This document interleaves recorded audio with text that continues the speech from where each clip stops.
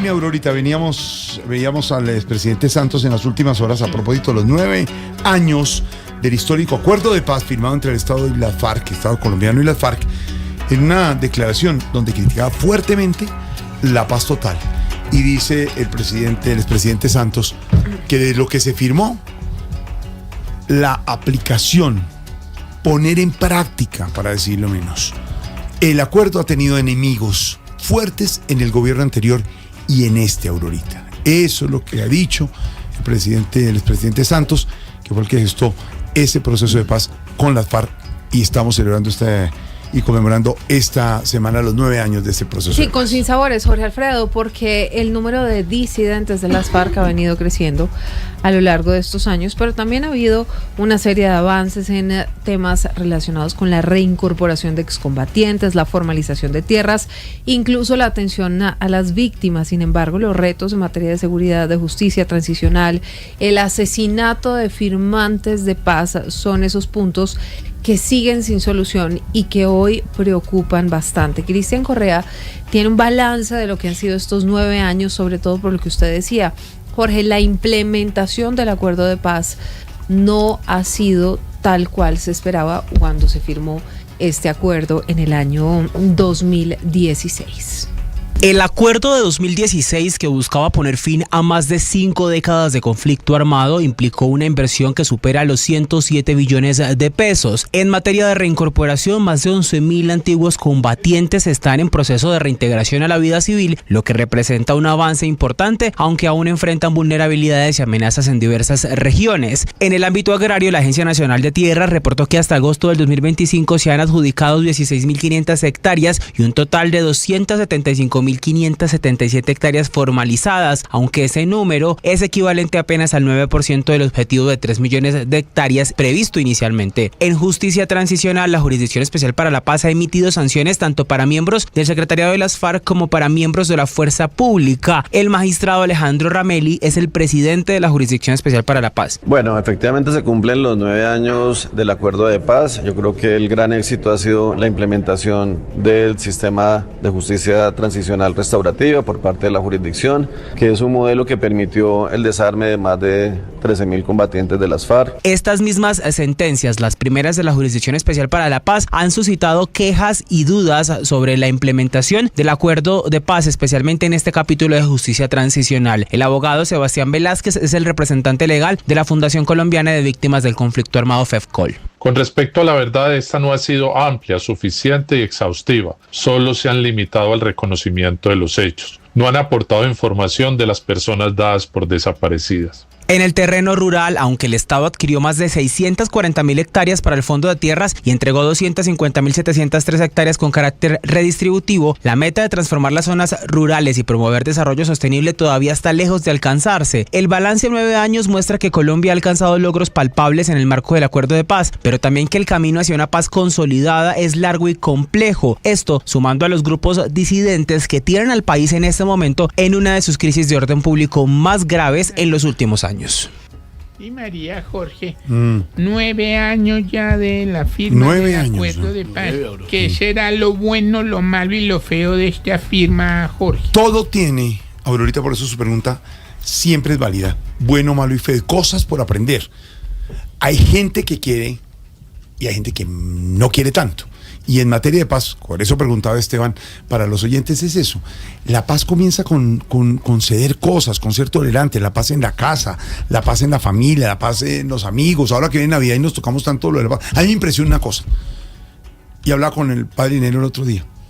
Después de la pandemia dijimos, ¿cómo aprendimos de cosas? No aprendimos nada. De hecho, se para el avión y todos se bajan a ver cómo se empujan para salir primero. De verdad, ve uno, el carro no se detiene para pasar una familia, para pasar una persona. No. Digamos, hay muchas. Soy muy exagerado cuando digo no aprendimos nada. Sí quedan lecciones. Y pensar la gente que se fue, por supuesto.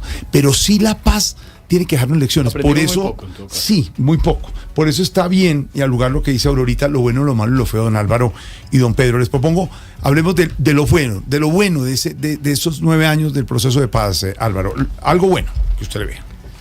Pues mucho bueno, pues lo más importante es que fue efectivo, pero sobre todo que se logró. Colombia llevaba décadas intentando la paz, porque solo a los absurdos se les ocurre que eso era un capricho de Santos. Lo intentó y no pudo Turbay, Betancourt. Sí. Barco tuvo éxito con el M-19. Gaviria, Pastrana, Uribe, Petro. Solo Duque no intentó porque estaba enfocado en frenar el que heredó. Pero fue efectivo. Los niveles de violencia en 2016 fueron muy bajos, históricamente bajos. Eso quiere decir que se salvaron muchas vidas. Y nada es más importante para una sociedad que salvar vidas. Lo que pasa es que esta sociedad está deshumanizada por la guerra y le importa más si cuánta cárcel tiene un criminal que salvar vidas. Ese proceso demostró que la violencia política podía terminarse, que llevábamos pues una historia completa llena de historia de violencia política. Lo que hay ahora es distinto y se demostró que era combinando fuerza, autoridad con negociación. La fuerza sola nunca pudo y como está mostrando Petro, la negociación sola tampoco puede. Desmanteló a un ejército de miles de combatientes, más grande que cualquiera de los que hay hoy. Ahora hablamos de lo malo, pero pues lo más importante es que fue una gran oportunidad para que este país cambiara el rumbo y aprovechara esos acuerdos. Lo que pasa es que los malogró, en parte por peleas, en parte por intencional de que no tuviera éxito. Pero la historia se va a coger la cabeza y decir cómo Colombia, que tuvo semejante oportunidad, la dejó ir de las manos o la está dejando ir. Pero ojo, Aurorita, entonces positivo para Álvaro la oportunidad que se dio para la paz en Colombia. Positivo, lo bueno, don Pedro Viveros. Jorge, mire, Andrés Pastrana, cuando fracasó en su proceso de paz con el Caguán, hizo una cosa muy importante en Colombia, que fue el Plan Colombia, que fue recuperar. Aquí no había helicópteros para garantizar la seguridad. Y ese Plan Colombia le trajo al país muchos elementos, por lo menos para avituallar al ejército colombiano. Después Álvaro Uribe arrinconó a las FARC, utilizando ese avituallamiento de las tropas y la preparación que hizo. Pero también involucró a la sociedad en esa lucha contra las FARC desde el punto de vista militar, y las arrinconó. Y después llegó Juan Manuel Santos y firmó la paz. Eso era una consecución de un trabajo que habían iniciado varios gobiernos. ¿Para qué? Pues para llegar a una mesa de negociación y resolver ese problema por la vía negociada, con dos cosas importantísimas. La primera, que se sacaron 14.000 fusiles del conflicto. A mí me parece que eso es importantísimo. Y lo otro, que se acabó, ese fue el último proceso de paz que tuvo como esencia la rebelión política, ¿sabe, Jorge? Después de ese proceso de paz de Juan Manuel Santos, mire usted el ELN, pues eso se convirtió, fue en un grupo delincuencial y una banda criminal que trabajan en narcotráfico. Ahí no hay ideales de nada. Y las disidencias, pues mucho menos. Entonces, esos son para mí dos elementos positivos. Sacar de la guerra esa cantidad de fusiles que sacaron, y por otro lado haber terminado esa tesis y haberse sentado a negociar con el último grupo que tenía como esencia para la negociación, Jorge Alfredo, unos ideales políticos, una rebelión política. Sacar el grupo y sacar los fusiles, sacar el grupo y los fusiles. Vamos ahora, que ahorita hay que hacer lo malo, un punto malo, don Álvaro. No, pues lo malo, lo peor, que es que una parte de la sociedad no le apostó al proceso de paz. Será culpa de muchos, inclusive del gobierno Santos, que no logró convencer, que no logró ilusionar. Hay gente que nunca creyó en el proceso y sectores que le apostaron a que fracasara. Esa es la triste realidad. Nadie lo confiesa abiertamente, pero así fue. Y los hechos muestran que se permitió que áreas que había abandonado las FARC se llenaran de otros grupos, que eran pequeños y ahora han crecido. Se llenaron, ¿por qué? Porque se permitió que se llenaran, porque el Estado firmó y sabíamos lo que venía y no se hizo nada.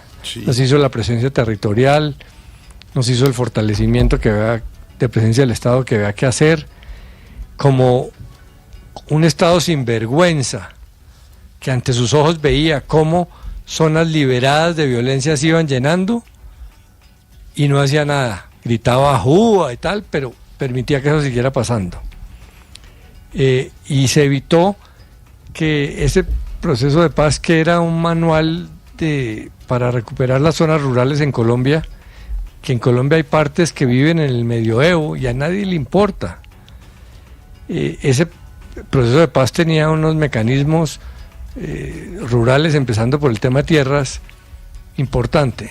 Y otra cosa que era importantísima, que no se ha logrado y que creímos que con el proceso se lograba, que era una reforma política, pues no, los politiqueros, los corruptos de siempre, no lo permitieron en ese momento y no lo permiten hoy, y por eso seguimos en este sistema político tan fraccionado y tan peligroso como el que tenemos. Sistema político que no sirvió y no adoptó eso. ¿Cuál podría ser el punto malo, don Pedro? Jorge, ese plebiscito. Ese plebiscito que hicieron para ese proceso de paz. Porque dejó la duda permanente. Es que fue una cosa. Yo voté sí, para que quede claro. Voté sí, quería el proceso de paz. Hablé bien de él, escribí, para que no me pongan en otro lado. Sí. Yo estuve con el sí. Y me acuerdo que estábamos aquí en esta cabina analizando las elecciones cuando ese proceso. Ganó el no. Ganó el no, por un pequeño margen, pero ganó el no. Y desde ese momento hubo una gran división en Colombia alrededor de ese proceso. Y el presidente Santos no tenía por qué convocar ese plebiscito, Jorge. Le habían dado todas las facultades para que él se fuera y firmara ese proceso, y se acabó. Y yo creo que eso salió mal, esa convocatoria. El mismo presidente Santos lo reconoce cuando le preguntan. Dice que ahí cometió un error, y lo dice abiertamente, porque quería, en una buena intención, revestirlo de legitimidad. Y lo que ocurrió al final fue pues que eso nos dividió a los colombianos. Eso es lo malo. ¿Cuál podría ser un punto de lo feo de lo que preguntó Aurorita, don Álvaro, de estos 9 años de proceso de paz? Pues que está ganando esa apuesta por el fracaso de paz. Todavía no está terminado, hay mucho por hacer, se han hecho cosas importantes, pero está ganando la apuesta a que no funcione, porque pues estamos viendo cómo está creciendo la violencia en esos mismos sitios donde el proceso de paz había generado tranquilidad. Y la verdad triste es que este gobierno tampoco hizo nada importante para el proceso de paz. Se creía que Duque no lo hacía porque pues salió elegido para hacer trizas la paz y su movimiento político era enemigo de ese proceso. Hizo unas cosas, pero en general pues no le metió la ficha, como se dice, y se esperaba que Petro, viniendo de un grupo guerrillero, estando del otro lado, hiciera unos esfuerzos grandes, y pues la verdad es que no los ha hecho. Ha habido avances, ha habido ciertas preocupaciones, pero no avances. Pero ni el gobierno anterior ni se han preocupado por sacar adelante ese proceso, y por eso está ganando la apuesta de que fracasara. No, nunca será un fracaso porque los avances ya están, los logros ya están, pero sí que no llegue a ser lo importante que pudo haber sido. Pero una pregunta, Álvaro, y me adelanto un poco, Pedro. ¿Eso será por el ego, porque no fue mío el proceso, porque no estoy políticamente correcto y de acuerdo con el tema, porque me sonaba más lo mío? Es decir, un poco egoísmo de los mandatarios últimos de no implementar bien el proceso, Álvaro. Pues en el caso de Duque es que el proyecto político del uribismo ha sido anti-FARC y no le daba y no le cuadraba. Y luego fue ir contra el proceso de paz. ¿Y el de Petro? De frente. Y lo de Petro, mitad incapacidad gerencial y mitad también no querer dedicar muchos esfuerzos a un proceso de otro. Entonces creyó que con la paz total iba a superar ese proceso de paz, y fue muy ingenuo, porque ese proceso de paz de las FARC es muy meritorio, costó mucho trabajo, fue muy bien hecho. Repetir eso con el desequilibrio de fuerzas que hay en este momento y con la falta de estrategia y el desorden con que se ha manejado esa paz total, pues obviamente no. Entonces unas competencias viles de los gobiernos. Uno diría, fíjese que no es el de derecha, y la tendencia de derecha del uribismo, y el de izquierda de Petro. ninguno de los dos implementó bien el proceso de paz. No. Para no echarle la culpa a uno diría, no, es que fue el de derecha. Es que la derecha, no, es que fue el de izquierda. Se esperaba que el gobierno de Gustavo Petro, que es de izquierda, lo hubiera implementado al menos, ¿no? Tampoco, ninguno de los dos extremos políticos implementaron el proceso pero de paz. Pero además al que más le hubiera servido para tratar de resolver su paz total era haber implementado el proceso de paz. Claro. Porque eso le quitaba una cantidad de discurso a las regiones donde está el conflicto.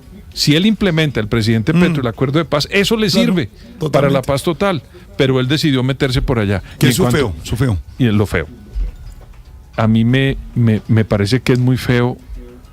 A mí me gusta la JEP como figura, pero haberse demorado tanto tiempo, Jorge, para poder tener resultados de los fallos de la JEP, me parece que eso termina siendo bastante feo para esa figura tan importante que yo rescato del proceso de paz. Entonces imagínense lo que le estoy diciendo, que me gusta la figura de la JEP, pero me parece que lo feo es que se esté demorando tanto en definir y entregar fallos a los colombianos de ese proceso de paz. Jorge. Mire, Aurorita querida, lo positivo de estos 9 años del proceso de paz, la oportunidad, sacar los fusiles, sacar ese grupo históricamente afectando la paz. Lo malo, digamos, lo del sistema político y lo del plebiscito, que no se dio. Y lo feo, fíjese como lo dice don Álvaro, que creo que coincide mucho la comunidad nacional e internacional en que estos 2 últimos gobiernos no quisieron, no pudieron, no tuvieron la voluntad de implementar eso, y lo de la JEP de los fallos. Y no se dio. Jorge Alfredo, pero además no hubo una reducción de la violencia. Es decir, hubo reducción de la violencia mientras estaban las negociaciones de paz con las FARC. Fíjese que en ese momento se presentaron uno que otro episodios, como por ejemplo el de Buenos Aires, que fue el que llevó al presidente Juan Manuel Santos a ponerle freno un momento a esas negociaciones sin suspenderlas. Pero esos fueron unos años en los que el país vivió un poco más tranquilo en materia de orden público. Hoy, el número de integrantes de bandas criminales, de grupos terroristas, de disidencias de las FARC, del ELN, del Clan del Golfo, esto no lo digo yo, esto lo dicen las autoridades, ha aumentado. Y con ellos también la violencia. Y por eso vemos ataques con drones, ataques terroristas, ataques como el de la Escuela Marco Fidel Suárez en Cali. Entonces sí ha habido un aumento desbordado de la violencia. Lo bueno, lo malo y lo feo del proceso de paz. 9 años después, 6 de la tarde, 5 minutos. En segundos, el presidente Santos, el de Voz Populi. Tengo al presidente Santos en un momento. Pero vamos a hablar de lo feo. ¿Qué? Por eso, vamos a hablar de lo feo, de lo bueno. ¿Y qué es lo feo? Pues no lo quiero decir, pero el grupo Chucky Town. No, ya déjelo. 6 de la tarde, 6 minutos. En segundos, el presidente Santos, el de Voz Populi. Feo.